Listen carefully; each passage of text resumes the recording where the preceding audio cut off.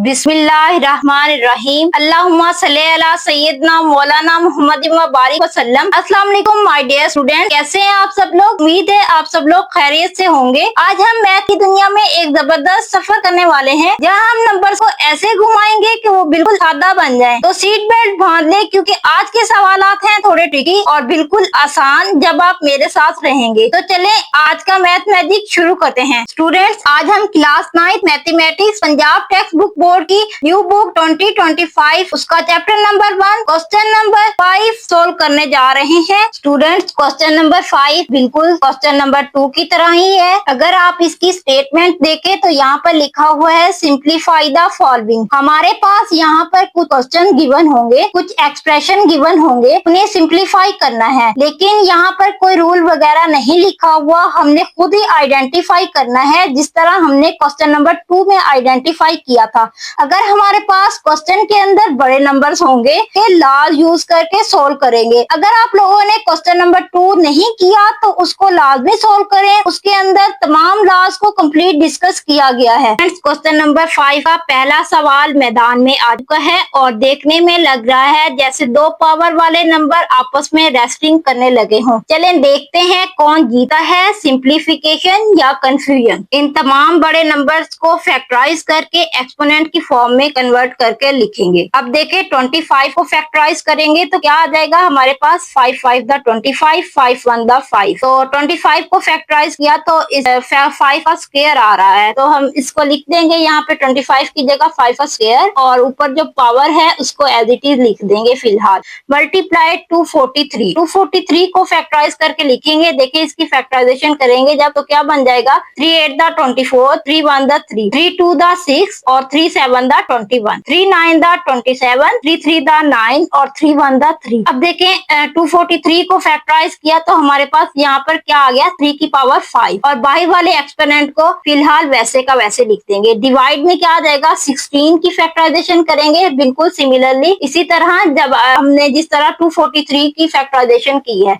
अब देखें यहाँ पे क्या आ जाएगा हमारे पास 16 को फैक्टराइज करेंगे तो 2 की पावर 4 और 5/4 एक्सपोनेंट में वैसे का वैसे। मल्टीप्लाई 8 को फैक्टराइज करेंगे तो क्या आ जाएगा 2 की पावर 3 और 4/3 एज इट इज। अब देखें अंदर वाली पावर को बाहर वाली पावर के साथ मल्टीप्लाई कर देंगे इस रूल के तहत। अब देखें लॉ ऑफ इंडिसेस के अंदर हमारे पास एक रूल होता है कि अगर कोई पावर ऊपर मल्टीप्लाई हो रही हो और बाहर भी कोई पावर हो तो हम उन दोनों पावर्स को मल्टीप्लाई करके लिख सकते हैं। तो देखें यहाँ पे हमारे पास a की पावर m था और बाहर n था, तो हमने दोनों पावर्स को मल्टीप्लाई करके लिख दिया। सिमिलरली हम यहाँ पर भी कुछ इस तरह का ही करेंगे, अंदर वाली पावर को बाहर वाली पावर के साथ मल्टीप्लाई करके लिखेंगे। तो देखें हमारे पास क्या बन जाएगा 2 मल्टीप्लाई 3/2 और 5 मल्टीप्लाई 3/5, 4 मल्टीप्लाई 5/4, 3 मल्टीप्लाई 4/3। अब देखें जो वैल्यूज आपस में कैंसिल हो रही हैं उनको कैंसिल आउट कर देंगे और जो हमारे पास बच जाएगा उसको हम यहाँ पर लिख लेंगे। अब देखें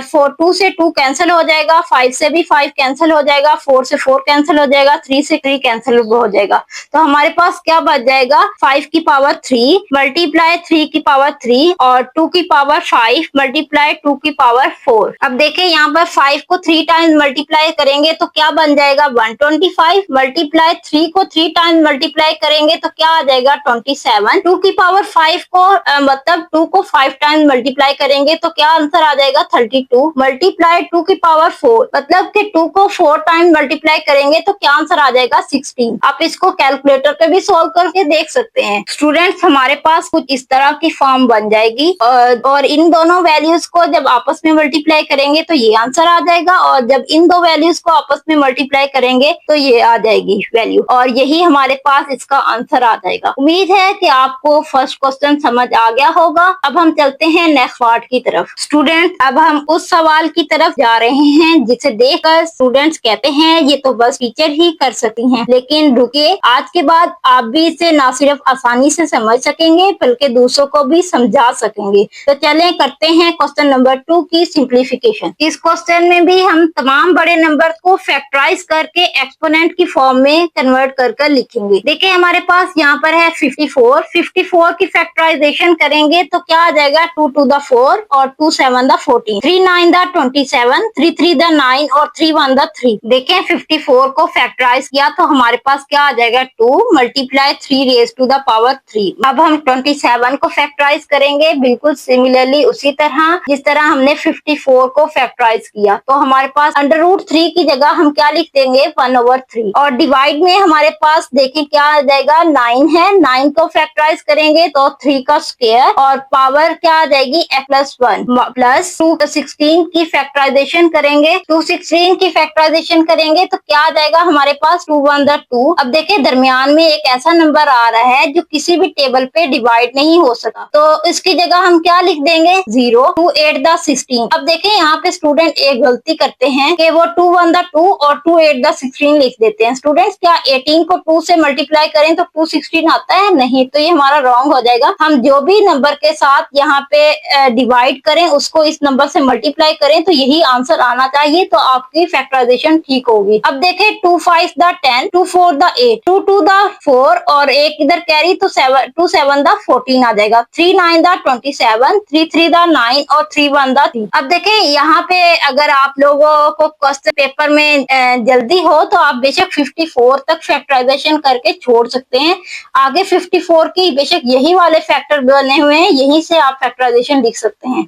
तो देखें 216 की जगह क्या आ जाएगा 2 रेज टू द पावर 3 और 3 रेज टू द पावर 3 और साथ में क्या आ जाएगा 3 raise to the power 2x - 1 as it is ही आ जाएगा। 2 multiply 3 raise to the power 3 as it is आ जाएगा, मल्टीप्लाई 3 के ऊपर जितनी भी ये पावर आपस में मल्टीप्लाई हो रही है इन सबको हम इकट्ठा करके मल्टीप्लाई की फॉर्म में लिख देंगे।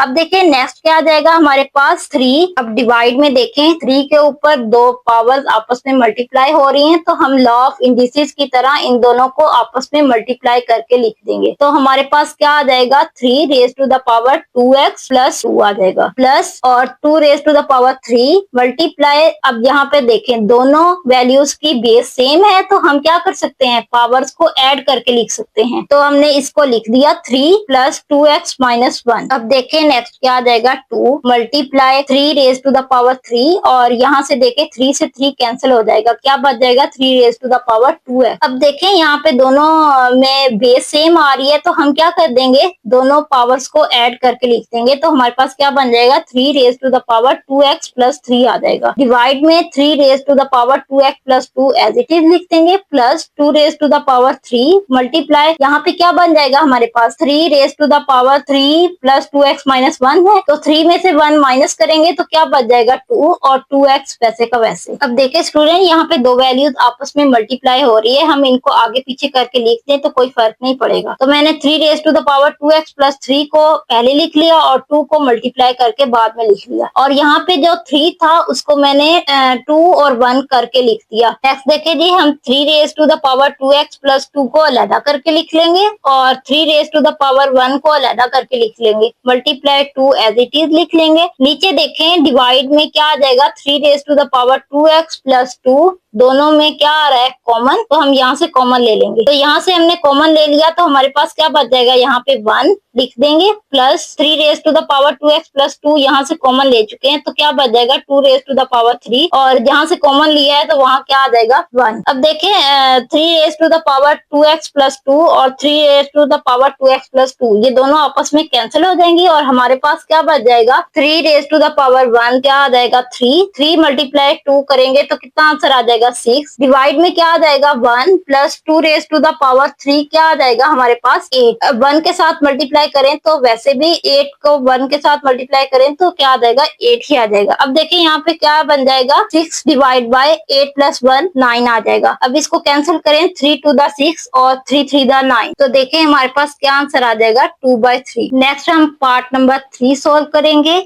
ये वाला सवाल थोड़ा डेंजरस लग रहा है, बाहर भी स्क्वायर रूट और अंदर भी पावर्स, लेकिन फिक्र ना करें हम इसे ऐसे सिंपलीफाई करेंगे जैसे मैजिशियन हैट से रैबिट निकलता है। अब देखें इस क्वेश्चन में भी हम तमाम बड़ी वैल्यूज को फैक्टराइज करके एक्सपोनेंट की फॉर्म में लिख लेंगे। पिछले पार्ट में अभी हम 216 को फैक्टराइज करके आए हैं तो हमारे पास क्या आ जाता है 2 raise to the power 3 multiply 3 raise to the power 3। अगर आप लोगों को ये फैक्टराइजेशन समझ नहीं आ रही तो आप पिछले क्वेश्चन से देख सकते हैं। और पावर 2/3 एज इट इज लिख देंगे। मल्टीप्लाई 25 की जगह हम क्या लिख सकते हैं, 5 रेज टू द पावर 2 और 1/2 एज इट इज। नीचे देखें डिवाइड में हमारे पास क्या आ जाएगा, 0.04 पावर -3/2 है। हम देखें इसका पहले पॉइंट खत्म करते हैं। पॉइंट की जगह क्या आ जाएगा 1। आगे देखें पॉइंट के बाद देखें 2 0 आ रही हैं, 2 डिजिट्स आ रहे हैं, तो हम उनकी जगह क्या लगा देंगे 2 0। तो हमारे पास क्या बन जाएगा 4/100 और पावर -3/2 वैसे का वैसे। अंदर वाली पावर जो है वो बाहर वाले एक्सपोनेंट के साथ मल्टीप्लाई हो रही है, तो हम इसको मल्टीप्लाई करके लिख देंगे। तो हमारे पास कुछ इस तरह की फॉर्म बन जाएगी, 2 raise to the power 3 multiply 2/3 और multiply 3 raise to the power 3 और मल्टीप्लाई क्या आ जाएगा 2/3।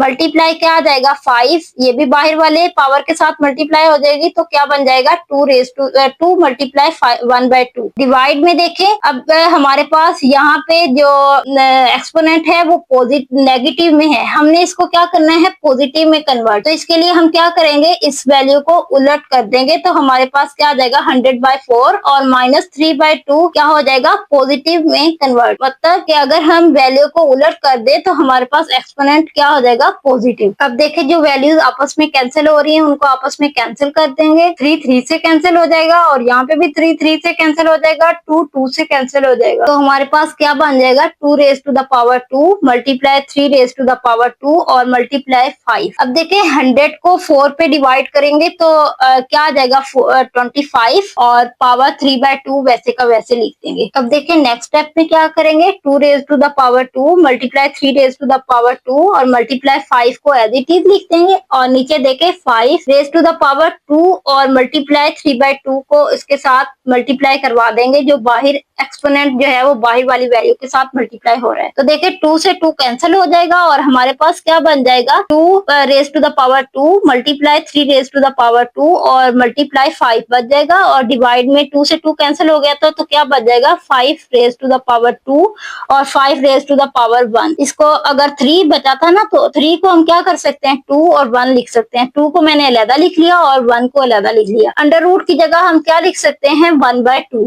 जितने भी एक्सपोनेंट हैं अंदर वो बाहर वाले एक्सपोनेंट के साथ मल्टीप्लाई हो रहे हैं, तो हम हर एक के साथ मल्टीप्लाई कर देंगे। तो क्या बन जाएगा हमारे पास 2 raise to the power 2 multiply 1/2 के साथ अलहदा, 3 raise to the power 2 multiply 1/2 के साथ अलहदा, और ये 5 से 5 वैसे भी कैंसिल हो जाएगा। डिवाइड में क्या आ जाएगा 5 raise to the power 2 multiply 1/2 वैसे का वैसे। अब देखें हमारे पास क्या बन जाएगा 2 मल्टीप्लाई 3 और डिवाइड में क्या आ जाएगा 5, 3 टू द 6 और डिवाइड में क्या आ जाएगा 5। नेक्स्ट हमारे पास है part number 4, last question but not the least. उम्मीद है स्टूडेंट्स कि आप लोगों ने 8th क्लास में 2 नंबर्स की मल्टीप्लिकेशन करना सीख चुके होंगे अलजेब्रा वाले पार्ट में। तो अगर आप लोगों ने वहां पे नहीं सीखी तो कोई परेशानी वाली बात नहीं, यहाँ पर हम 2 नंबर्स को किस तरह से मल्टीप्लाई करेंगे अलजेब्रा के अंदर हम कंप्लीट डिस्कस करेंगे। तो देखें किस तरह से मल्टीप्लाई करेंगे। इस वैल्यू को पूरी वैल्यू के साथ मल्टीप्लाई करेंगे, फिर इस नेक्स्ट टर्म को इस पूरी वैल्यू के साथ मल्टीप्लाई करेंगे। आप 8th क्लास में 2 नंबर्स की मल्टीप्लाई इसी तरह से करते थे ना। तो अब देखें यहाँ पे a raise to the power 1/3 को मैंने इस पूरी वैल्यू के साथ लिख लिया, प्लस